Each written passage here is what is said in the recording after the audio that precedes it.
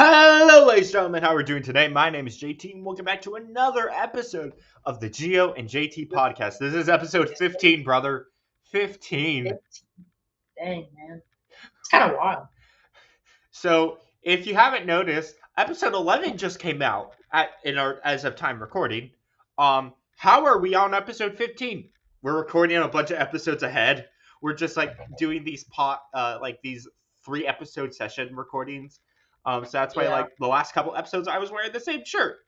Yeah. Gio, do you know what time it is? 2:06.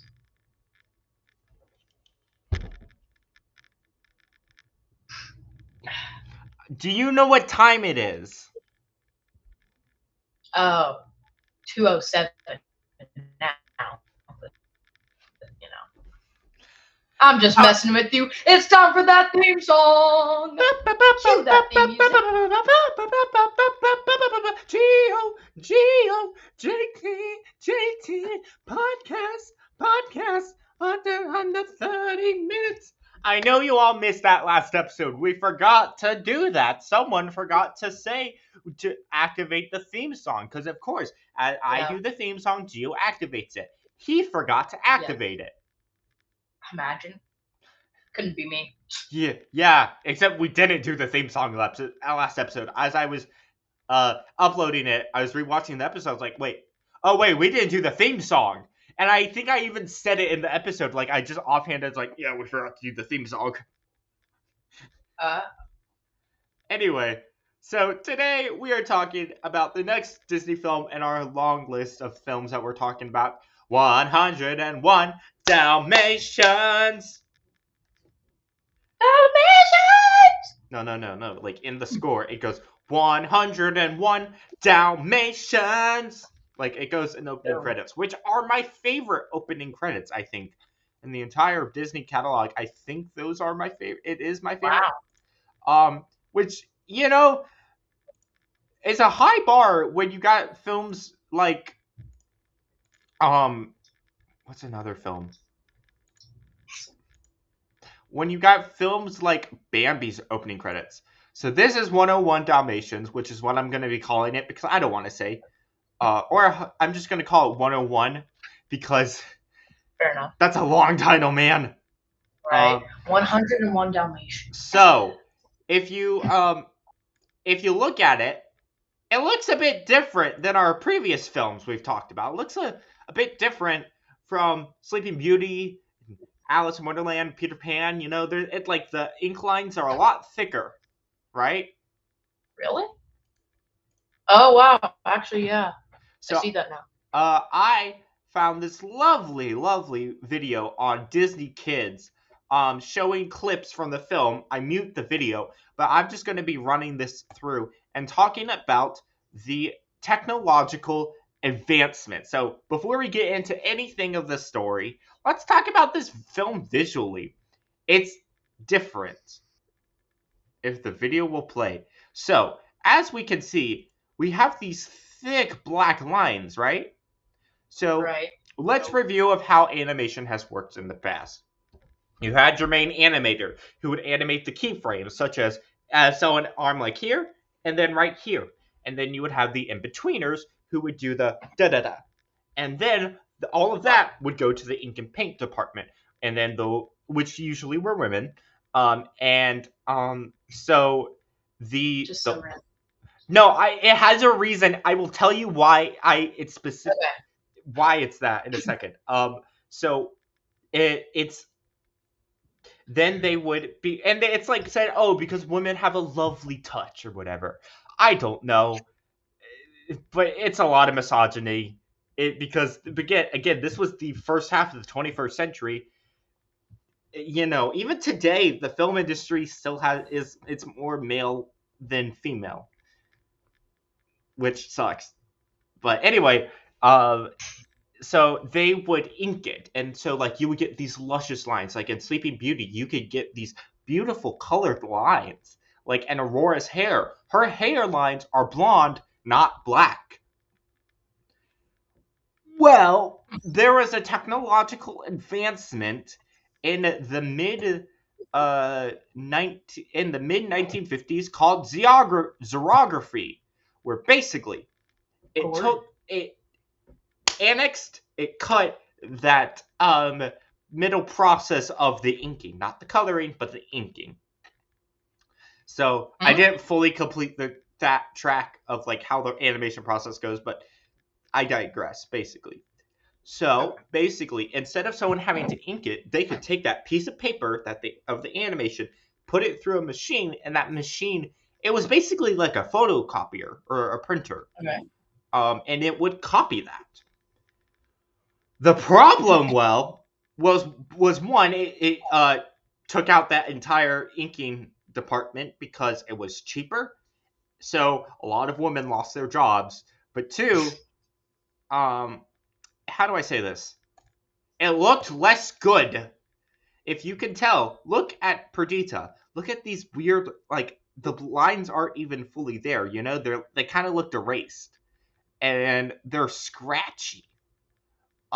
Where are we looking right now? Just watch. So look, do you see the lines? Do you see where my mouse is? Uh, Move it around. Okay. No. Really? Yeah. Maybe the Oh wait, presentation part. I'm presenting the wrong thing.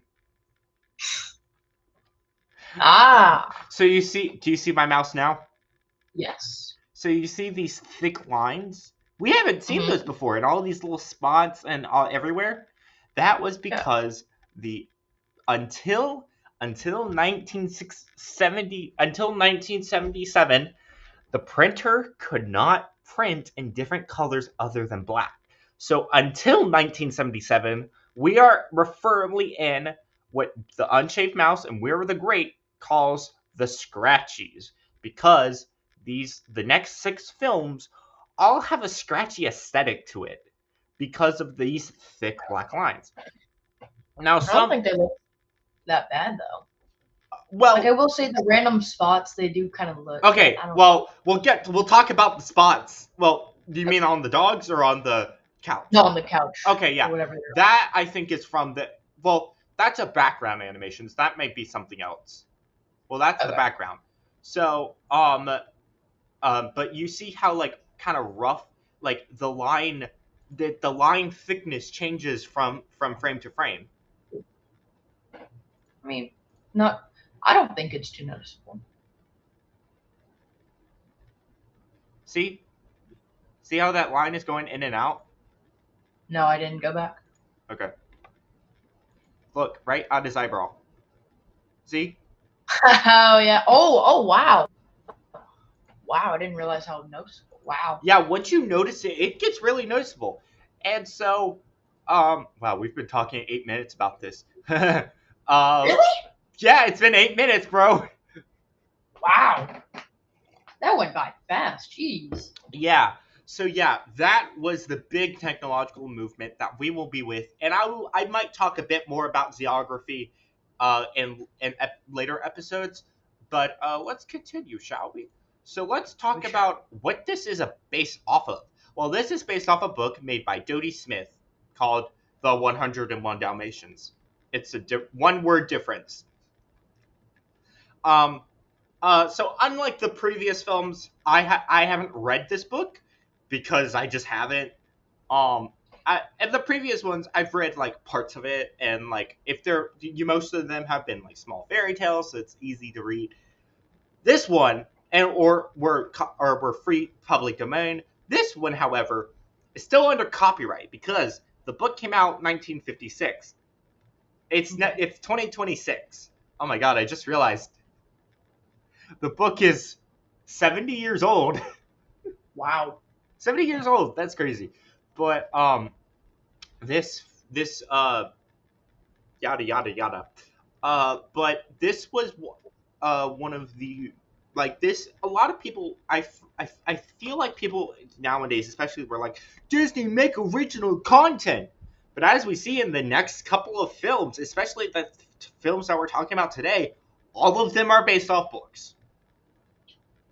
I mean, They're yeah. all based off books. This one's based off a book. And even still, I mean, they changed it up a little bit. They from the changed it, books. yeah. I mean, still pretty much the same yeah. thing. So Jenny Smith was something called a Christian Scientist. So their mentality is the reason why you feel sick is because you feel negative emotions.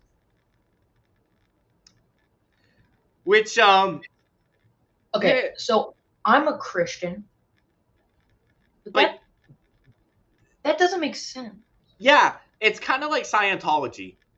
So you're telling me if I'm sick, right? I'm sick. Let's say I have goosebumps, or not goosebumps. Let's say I have like I don't know measles all over me or something. I'm throwing up. I have a fever. You're telling me is it because of my emotions? No, that's what they believe. Right. That's what the Right. Christian Scientists believe. Now, this is not all Christian Scientists, but like there's like a subsection called Christian Scientists. As a Christian, I'm like, okay. There's a subsection called Christian Scientist, but like not every Christian is that. And not every Christian who's a scientist is like that. Gotcha. But yeah, anyway.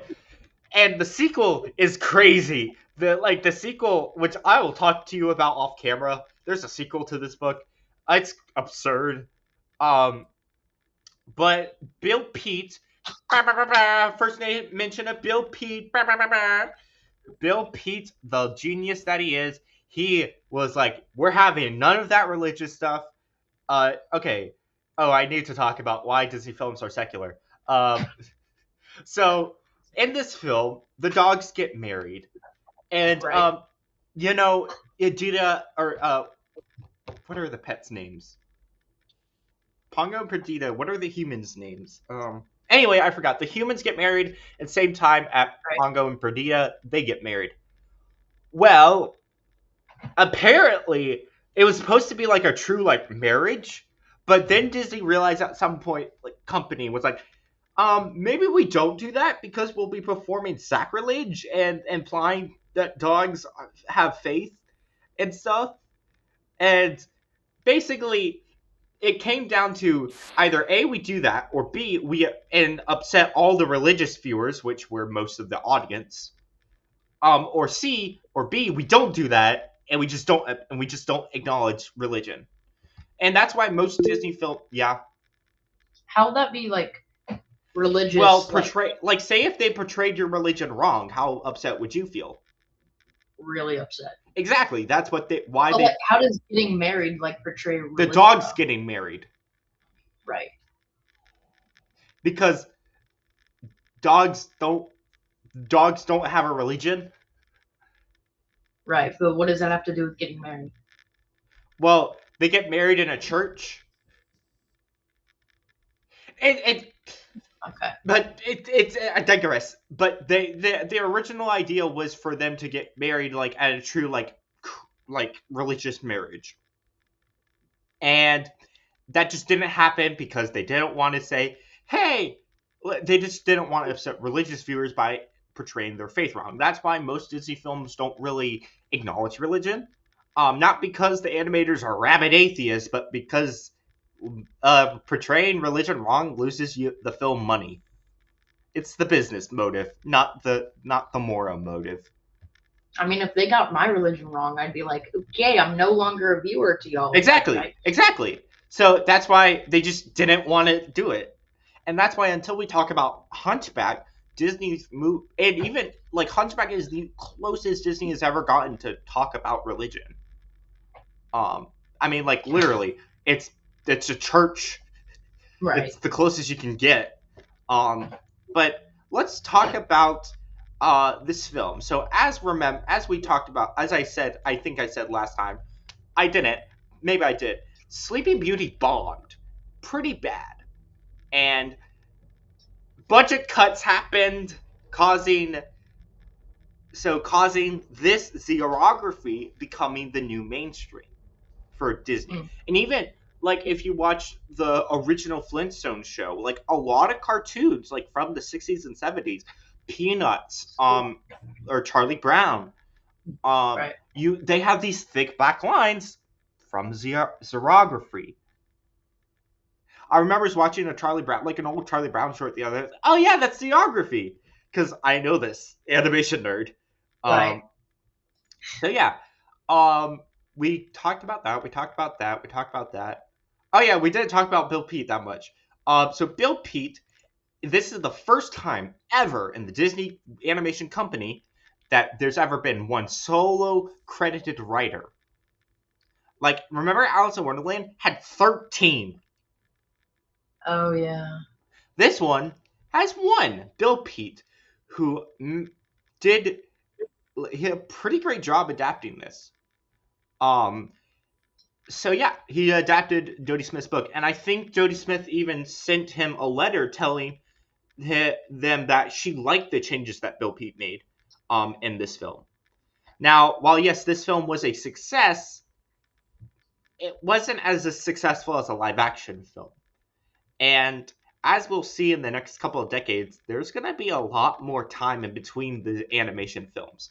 So, it's only been 2 years since Sleeping Beauty, but when we get to Sword in the Stone or Jungle Book, and et cetera, we're going to have a lot more time. Because remember, the 50s, the bang, bang, bang, like Sleepy or Cinderella, Alice in Wonderland, Peter Pan, Lady and the Tramp, Sleeping Beauty, those were except for Sleeping Beauty, those four films were pretty close together, type released. Even though this is 2 years later, we're gonna start seeing the effect of Sleeping Beauty's bomb in a while, and until the 90s, the Disney company will start to kind of fall off in some ways, and that's why I always preferred the scratchy term off, because there's a lot more changes with this film than it is with Walt Disney's death, which we'll also talk about later.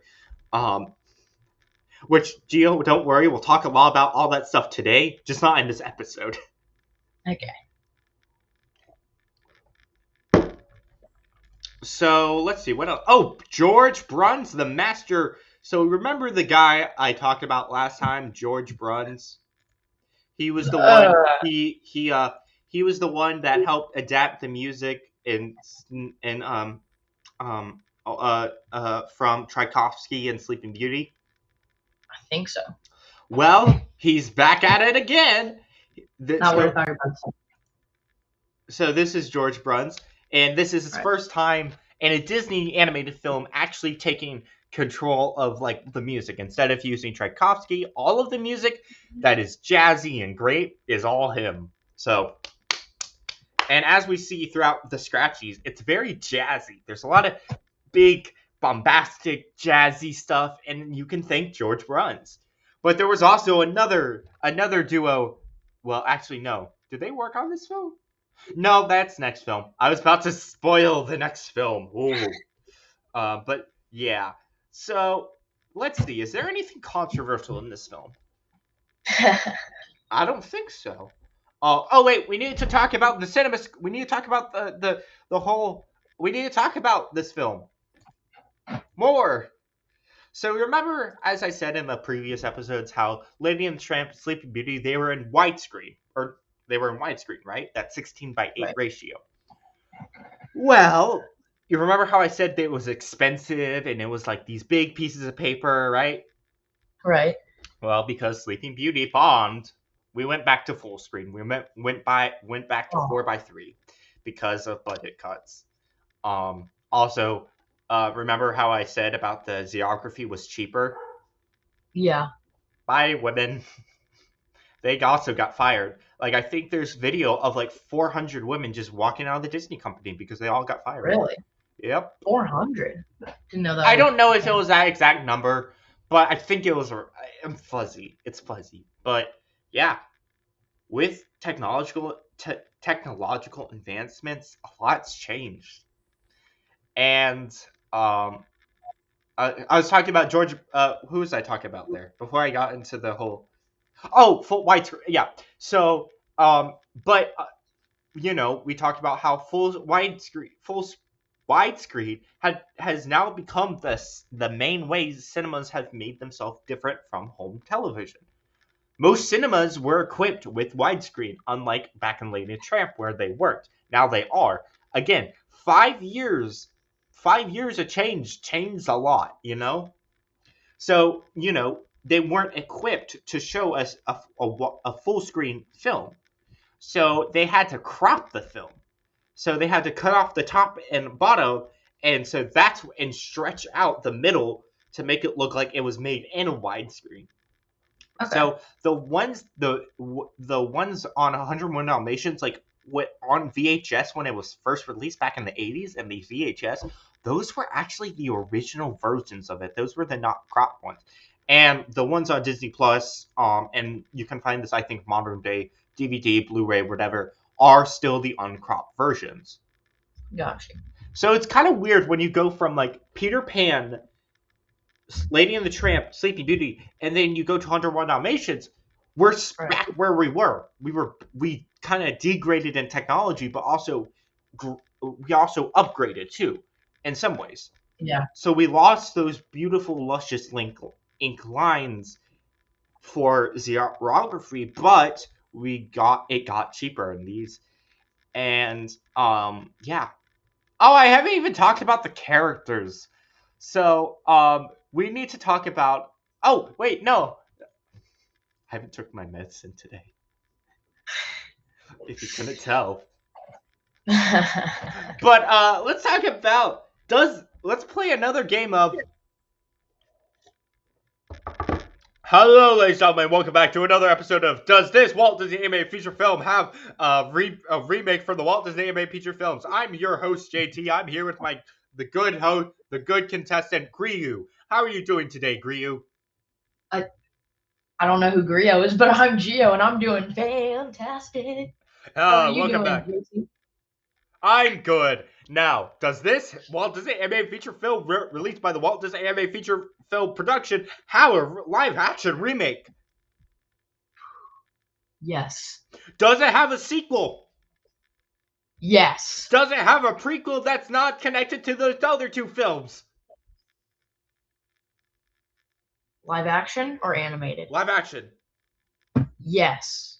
Bing, bing, bing, bing. Gio has won the money. Bing, bing, bing, bing, bing, bing, bing, bing, How much money? You won nothing. Bing, bing, bing, bing, bing, bing. So thank you, ladies and gentlemen, and welcome back. Thank you for watching another episode of Walt Disney Animated Features. Does this Walt Disney Animated Feature Film have a live-action remake? I'll see you next time, JT out. Okay, so yes, this has the 9. So this actually, because it was a successful film, was the first. We played this one of the first ones to get a live-action remake, and all the way in the 90s, bro. And that one has no talking dogs, and then you have and that one also got a sequel. You know what's funny?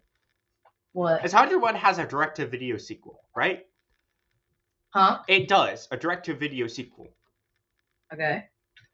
But the live-action one also has a sequel. But the live-action one sequel came out before the direct-to-video sequel.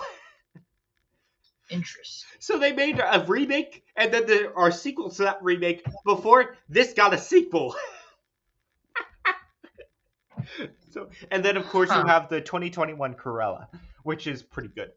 So yeah. I haven't seen that actually. It's on Disney Plus. Pretty good. I've heard it's good. You have Disney Plus, right? Yes. Okay. Yeah. So, well, Gio, I feel that's what we can. Is there any more questions you have? Do you have any questions?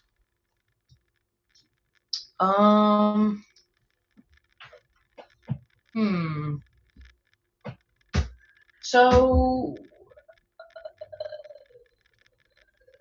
No, I don't think I actually have any. Okay. Well, I feel actually I do have one. What? That host on the game show.